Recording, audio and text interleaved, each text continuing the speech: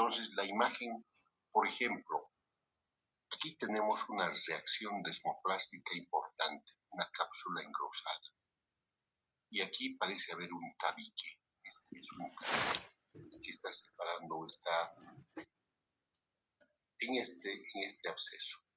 Y otro contiguo pequeño. Entonces, aquí vale la pena ver las reconstrucciones para ver gas. Puede haber gas en la parte superior. Y si eso es, pues es patognomónico. Pero tampoco esto pierde. Esto fácilmente se detecta. Es una lesión homogénea. Es una lesión parejita en el color negro. No es heterogéneo. El heterogéneo es para decir otra cosa. Pero aquí es homogéneo. Aparte de eso, en la tomografía podemos pedir que nos mida la densidad de esto, y esto va a ser cercano al líquido. Esto es macizo, es densidad mayor. Entonces el radiólogo con eso también llega al diagnóstico de un absceso.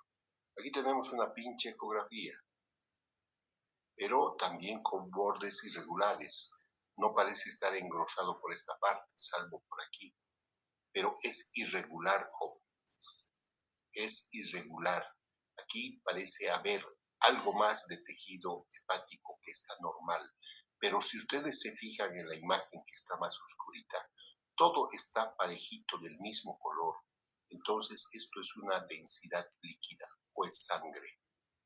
Pero si es sangre, el paciente no va a tener fiebre, no va a tener dolor, no va a tener compromiso del estado general. Si pensaríamos que esto fuera un hematoma, el hematoma no causa ningún problema, el hematoma se va a reabsorber. Pero volviendo al asunto, el 25% hay derrame pleural que se asocia a este absceso. Entonces tampoco es el único, una reacción inflamatoria por vecindad. ¿Cuáles son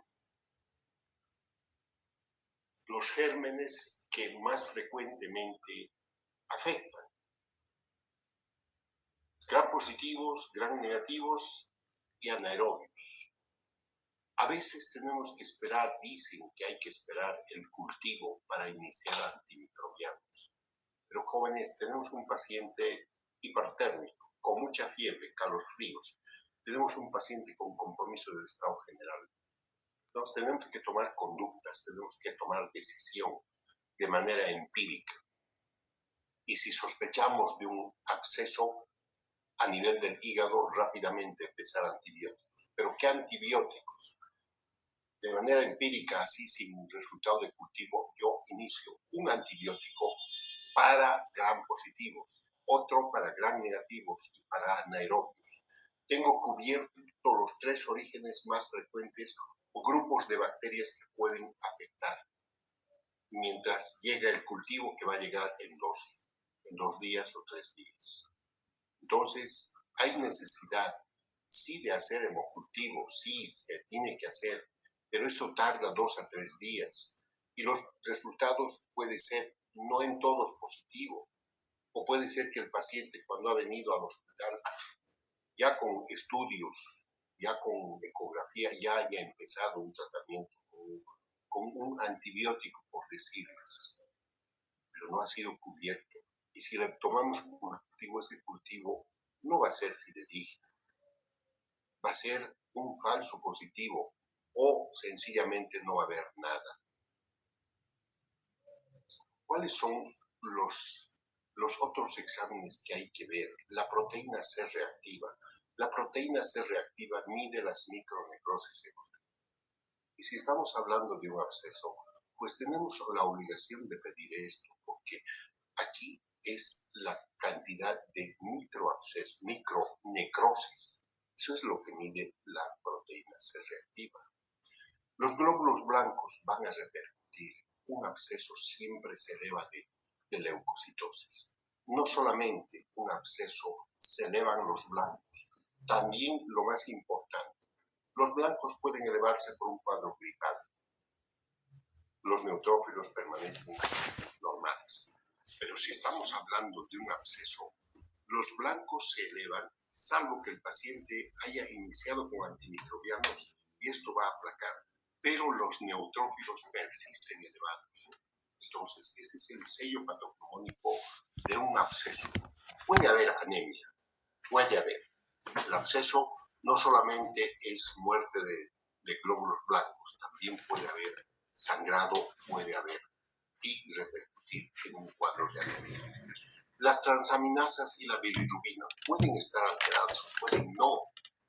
Las transaminasas pueden estar alterados, miden el daño del hepatocito, pero aquí puede ser un cuadro agudo que no repercute en el laboratorio y en la fisiología, porque el absceso está localizado mal en la liga. La bilirrubina igual no se va a alterar si el absceso está localizado o está afectando conductos biliares marginales, pero si está afectando o está localizado cerca del ilio o cerca de las ramas principales, va a comprimir y va a afectar. Entonces, en esos casos sí vamos a tener.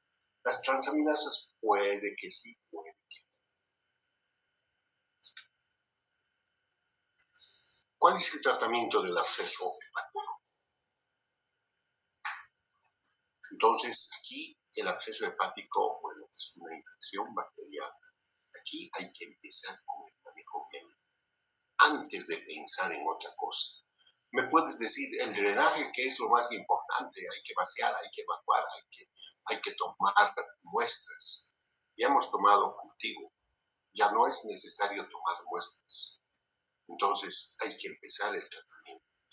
Y después de empezar el tratamiento, nos va a permitir enfriar el cuadro, bajar la fiebre, disminuir el dolor y tener un control más adecuado. Dependerá si es que atinadamente, con buen criterio, has elegido los antibióticos.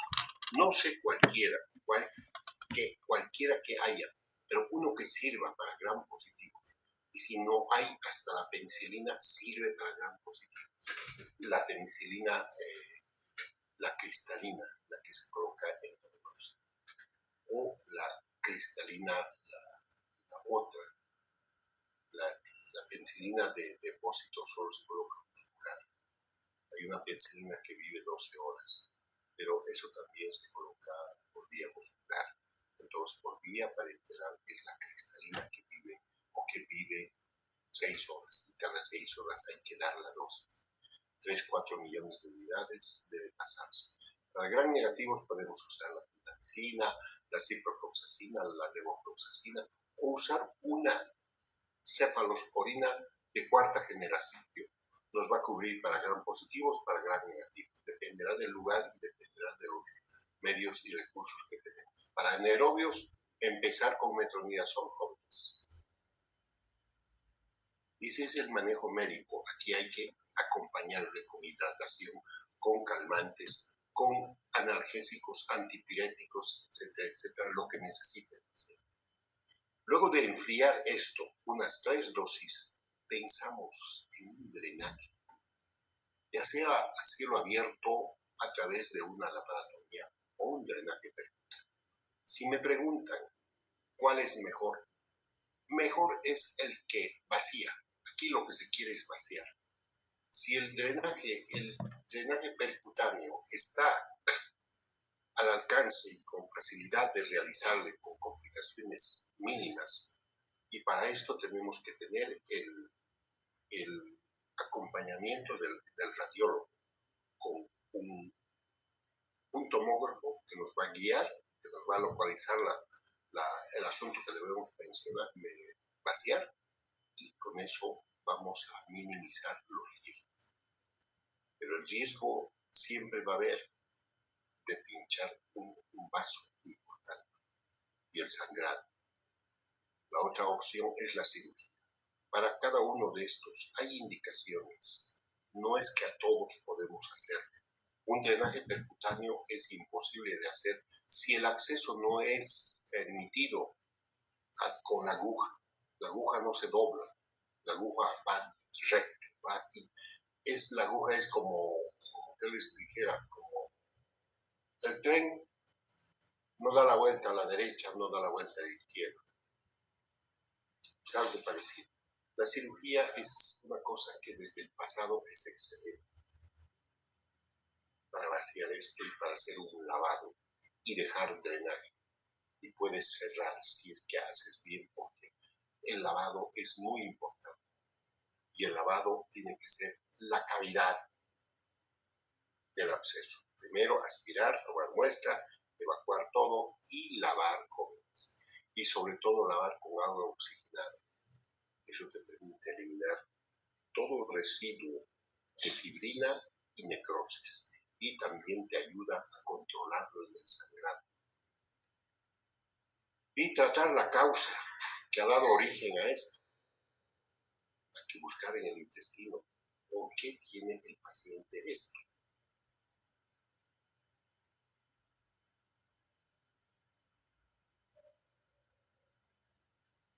Manejo médico. Hemos hablado de antibióticos. Puede ser la cefalosporina ya desde la penicilina, bienvenido. No pasa nada. Cualquiera elijan el que tengan a disposición. El tratamiento puede ser pues, básicamente lo mínimo que hay que hacer unos 14 días. Hay que controlar las comorbilidades del paciente diabético. Es más fácil complicarse con procesos sépticos. El tamaño del absceso es muy importante, jóvenes. El tamaño del absceso va a definir si es que hacemos una punción evacuadora o una cirugía a cielo abierto. Aunque la punción evacuadora en este tiempo también hay que considerarlo, que se puede hacer con guía laparoscópica. Laparoscopio introduces, tienes una visión exactamente por dónde va a ir tu trócar, y si no tienes la localización adecuada o es parenquimatosa, puedes acompañarte con una ecografía en el transoperatorio que te va a guiar dónde está el absceso, dónde está tu aguja y dónde tiene que entrar, para evitar menos daño. Entonces, hay opciones, ya no estamos en el tiempo pasado. Procedimientos no quirúrgicos. El drenaje percutáneo es puncionar, aspirar. Entonces, mejor si es que es este aspirado, no es con aguja fina, jóvenes. Antes se decía esto, hay que puncionar. ¿Para qué? Para tomar muestra, para cultivo. Vale madres en esto. Aquí lo más importante es el drenaje percutáneo. Hay que introducir un trócar de buen calibre. Las cuestiones de las vías de la laparoscopía tienen buenos accesos, funciones para hacer aspirado precisamente de colecciones. Y esas agujas son largas y son buenas, buen calibre. Eso introduces bajo visión en la pantalla del laparoscopio, y una vez de que estás ahí, puedes guiarte con ecografía, te permite localizar exactamente el lugar y funcionar. Pero cuando has funcionado vas aspirando, ya sale contenido purulento, estás en cavidad. Lo importante en esto, ¿qué puede hacer? Puedo aspirar todo lo que se puede. Puedo a través de este trocar dejar un tutor, un catéter, eh, una sondita Nelatón finita, una sondita nasogástrica pediátrica, o puedo dejar un catéter doble J que usan los urólogos para, para ferulizar el uréter. Entonces, y luego de esto retiro el trocar. O puedo seguir manteniendo el trocar antes de hacer esto que le estoy diciendo y lavar cavidad con antiséptico mezclado con agua oxigenada y suero fisiológico, jóvenes. Y aspirar al mismo tiempo, si estoy haciendo uso del laparoscopio, por un puerto meto el aspirador y aspiro todo esto. Entonces hay modalidades. Ya no estamos en el tiempo pasado donde todo se hacía abierto. ¿Por qué? Porque era más seguro. Hoy por hoy se puede hacer uso de otras alternativas que no son muy agresivas. El manejo percutáneo tiene mejor efectividad, o las dos cosas son seguras, sí, pero cualquiera de las dos cosas que tú elijas y lo hagas bien, excelente para el paciente. Los controles de estos abscesos que se han drenado es con ecografía. El manejo quirúrgico, una mayoría. ¿Por qué será que una mayoría? ¿Por qué plantearles directamente el tratamiento quirúrgico? Uno, el tamaño. Dos, la localización. Tres, datos clínicos inminentes de ruptura, mucho dolor y el tamaño del absceso. Entonces, cualquiera de estas cosas es importante. ¿Qué pasa si es que el absceso se rompe, se va a vaciar el contenido de cavidad peritoneal y va a condicionar una peritonitis?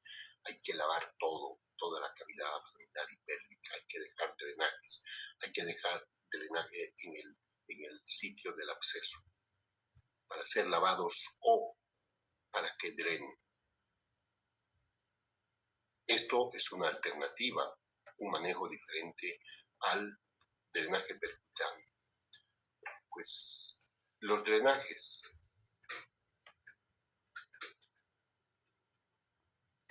versus esta vaina, el tamaño. Otros dicen 5 o 6 centímetros.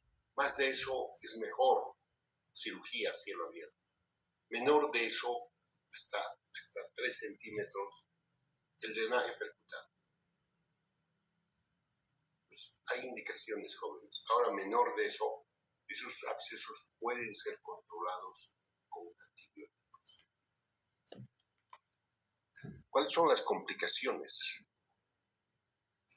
La ruptura del absceso va a llevar a peritonitis. Entonces, y esto puede llevar a la muerte por choque séptico. Los abscesos por ciertas bacterias tienen ciertas características en cuanto a su agresividad. La Klebsiella pneumoniae va a producir cambios o efectos secundarios en el estado de conciencia de la persona. Esto puede localmente aumentar la necrosis, juntamente con los clostridiums. Cuando una persona tiene diarrea de más de 3 días, hay fiebre, hay compromiso general, es probable que esta diarrea sea por una bacteria que va o puede producir necrosis de la mucosa del intestino. Entonces, estas cosas hay que tener mucho cuidado porque en el último tiempo se está viendo pacientes que se han operado, pero en los cultivos, como tarda mucho, llega el resultado y hay una Klebsiella de este tipo que está causando estragos. O el paciente en el postoperatorio ha debutado con fístula, pero hemos suturado bien, pero hay fístula. Entonces, eso se debe a necrosis por una infección bacteriana que produce secundariamente necrosis en el intestino. O puede haber meningitis, o puede haber endocarditis. Dependerá de la agresividad y el estado inmunológico de la persona. La agresividad de la bacteria y el estado inmunológico de la persona. Pero los factores de riesgo sumados a un paciente que tiene diabetes y un absceso de gran tamaño, parencima y aire, estas cosas son más dramáticas jóvenes. En el paciente diabético, las infecciones no se pueden controlar. La diseminación a cavidad pleural, la otra cuestión, por vecindad jóvenes, puede causar neumonía. No es que esto es la regla, pero puede haber una reacción inflamatoria, un derrame en la pleura del lado afectado, en el pulmón derecho. Ese derrame se sobreinfecta y tenemos otra complicación, una que va a agravar el estado del paciente y la respuesta y por ende el pronóstico.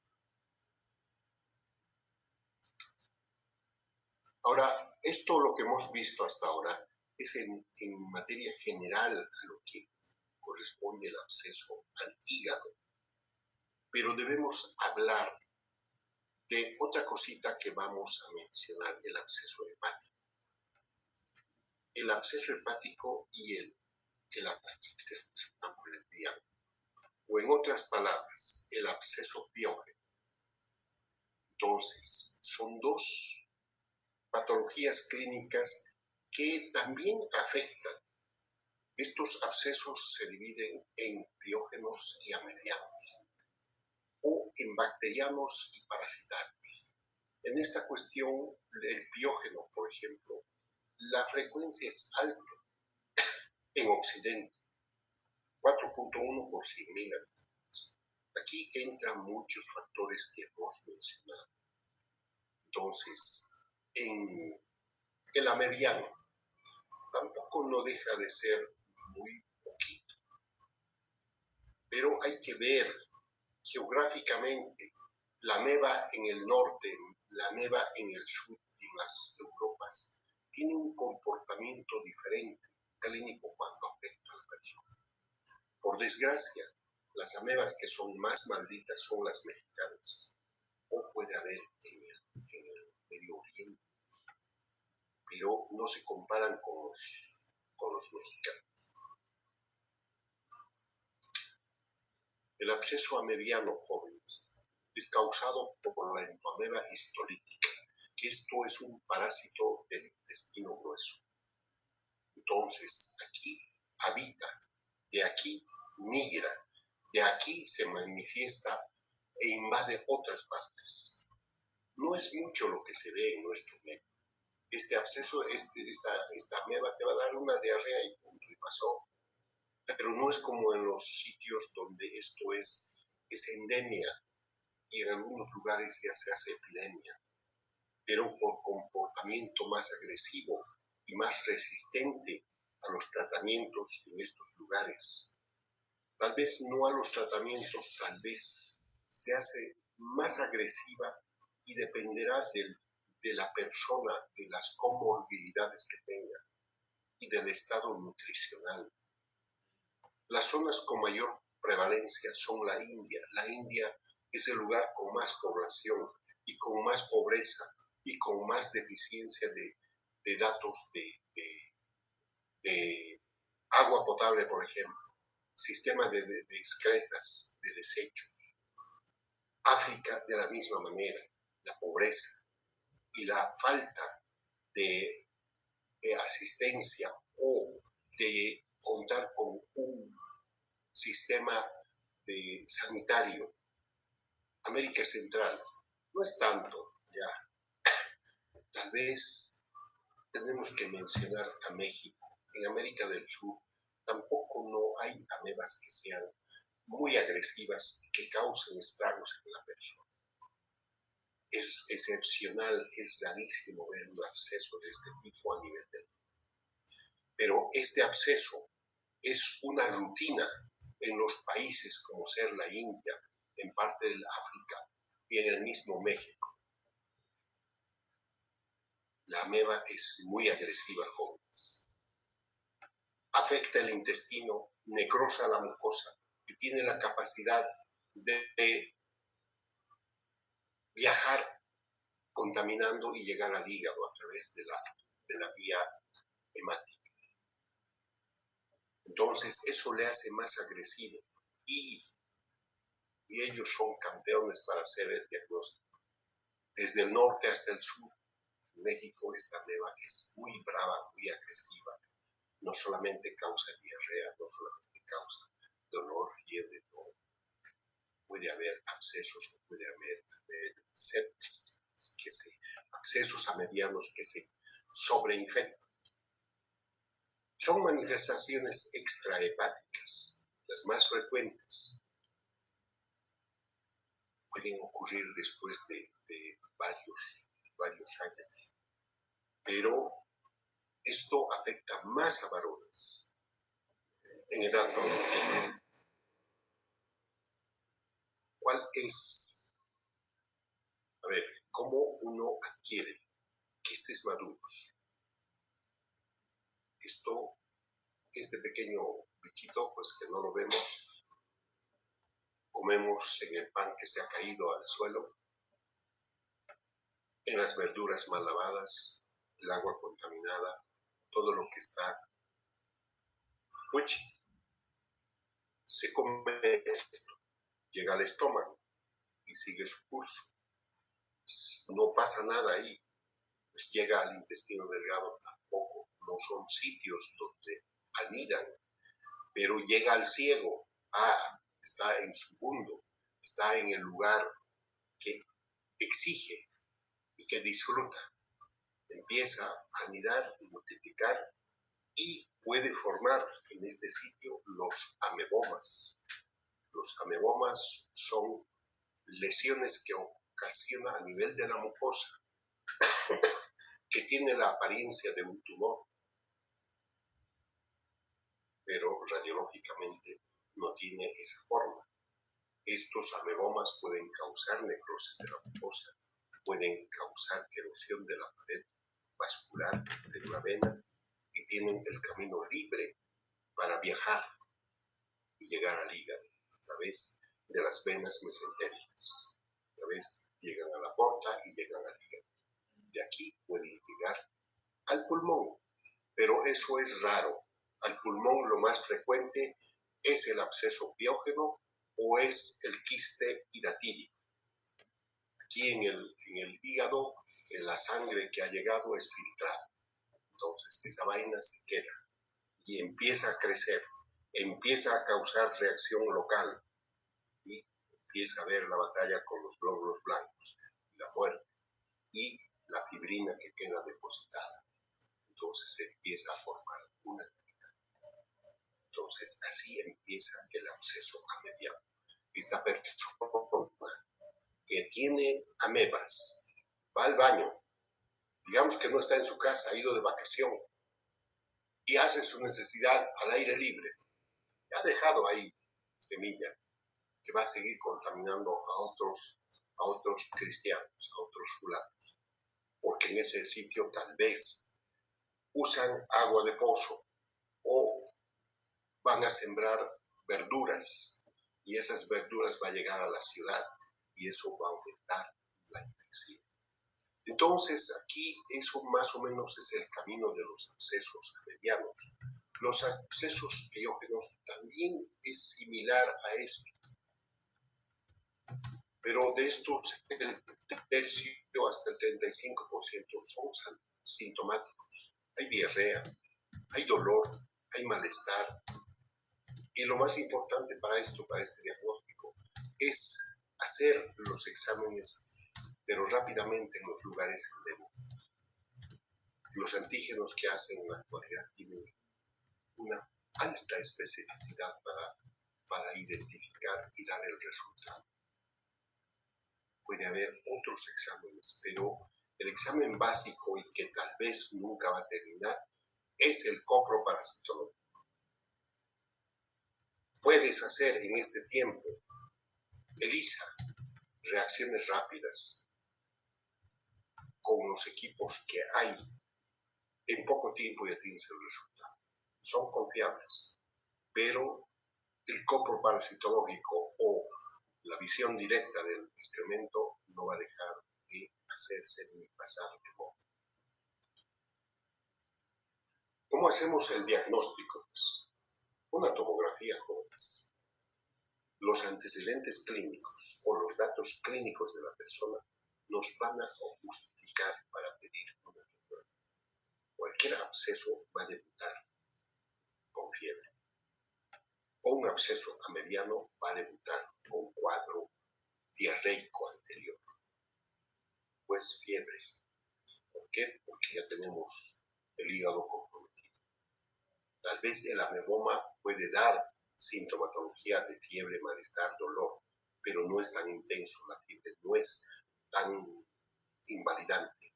A veces los abscesos ameboianos entre los mexicanos jóvenes se logra hacer el diagnóstico con ver por la cantidad de pacientes que se ven. Tal vez no sea tanto en la ciudad, pero en otras zonas hasta el personal paramédico ya viene con la sospecha, dice, este tiene absceso, porque la carita parece tener una enfermedad que está corroyendo por dentro. Entonces, la cara, la piel, adquiere un color terroso, es diaforético, es sudoroso y está febril. Y tiene una desesperación el paciente. Entonces, a estos pacientes rápidamente hay que hacer los exámenes necesarios. Una tomografía, una ecografía, y nos va a mostrar una imagen de un pinche absceso. En muchos de los casos es único, pero es grande. El lóbulo más afectado es el derecho, tal vez por la situación de la vena cava. La vena cava en este lado es más corto que en el lado izquierdo, pero algo tiene que ver la anatomía. Ahora, estos abscesos se puede funcionar para hacer un examen que se va a ver trombozoides.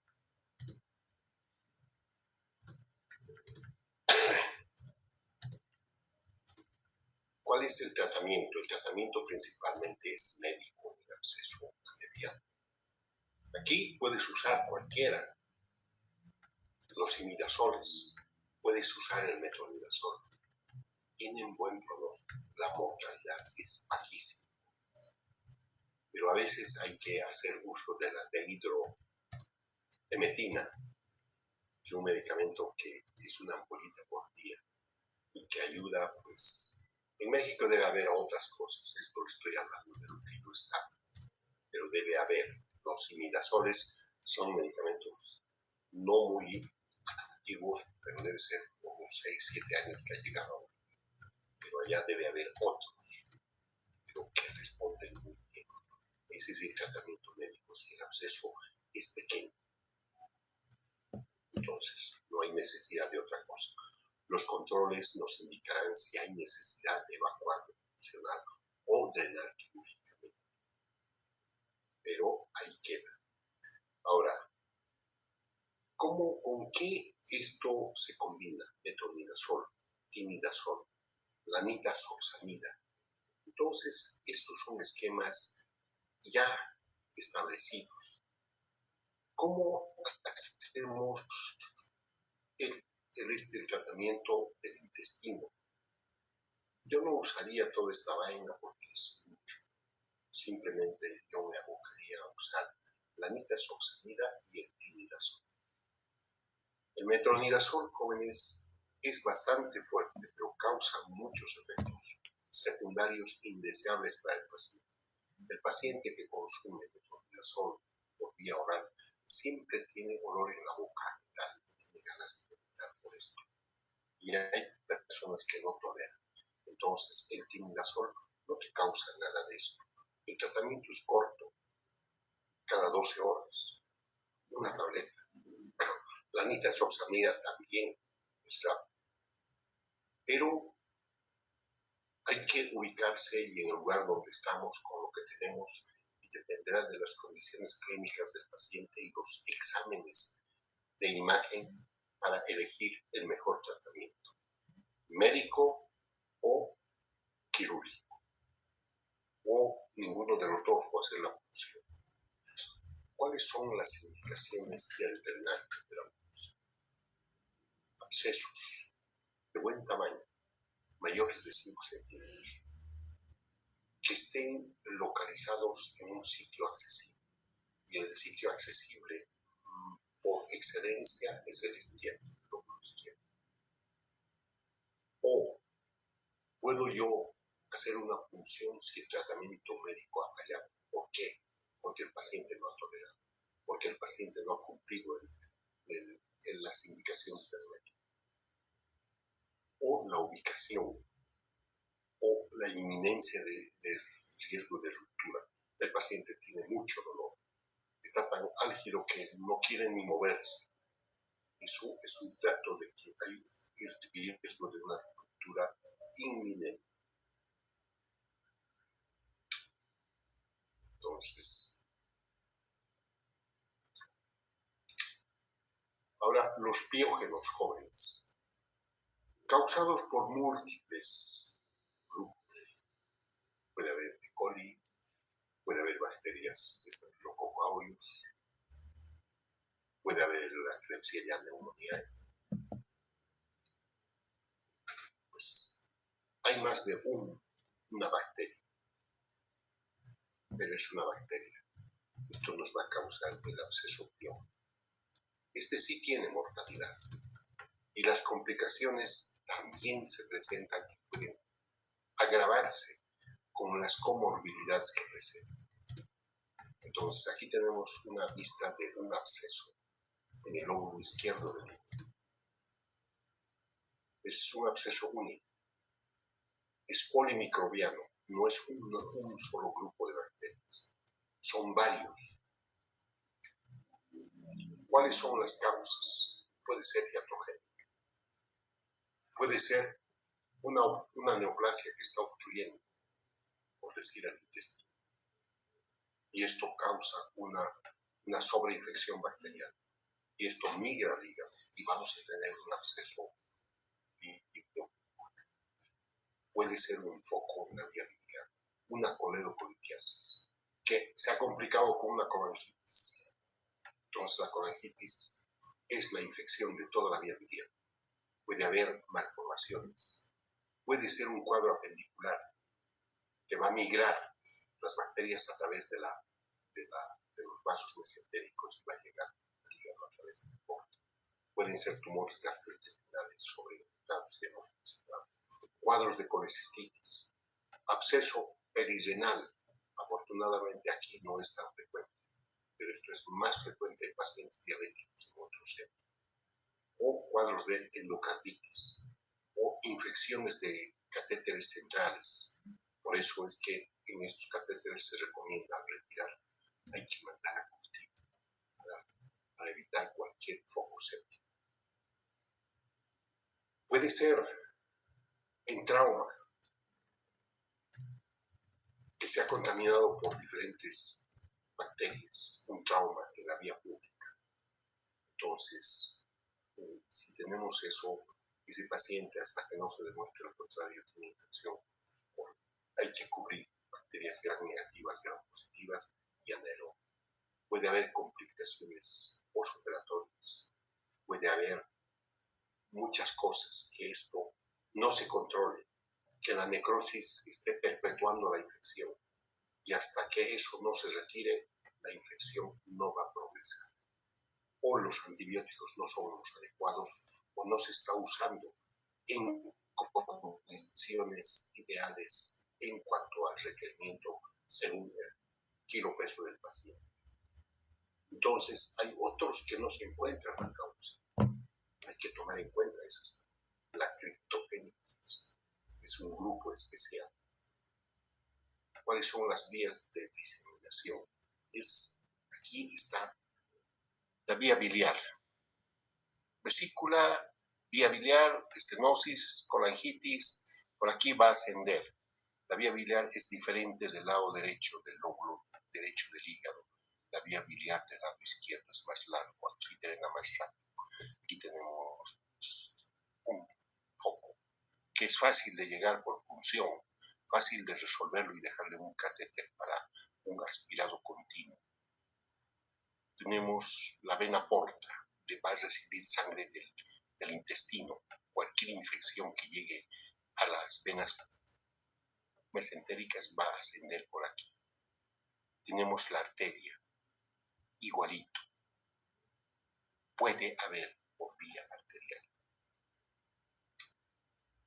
¿Cuál es la presentación clínica? Síntomas inespecíficos. Siempre va a haber fiebre. Siempre va a haber la triada clásica, fiebre, dolor e ictericia. Entonces, ¿cuál es el laboratorio que hay que hacer? El PCR. El cultivo es el principal, pero el cultivo puede ser negativo, porque ya ha empezado antibióticos en otros centros, pero no te avisa el paciente, o se ha automedicado. Pero en el laboratorio vamos a ver elevación del PCR, va a haber leucocitosis, va a haber neutrofilia, neutrófilos elevados. La hipoalbuminemia va a depender del tiempo que el paciente tiene con el compromiso del estado general. Puede haber alteraciones de las pruebas hepáticas, puede estar normal. No es ninguno patognomónico de esto, pero lo que es la clínica, que es esto, dolor, fiebre, pericia y en el laboratorio leucocitosis con neutrofila. El que nos va a determinar y nos va a decir este es un absceso, yo creo que es el cultivo.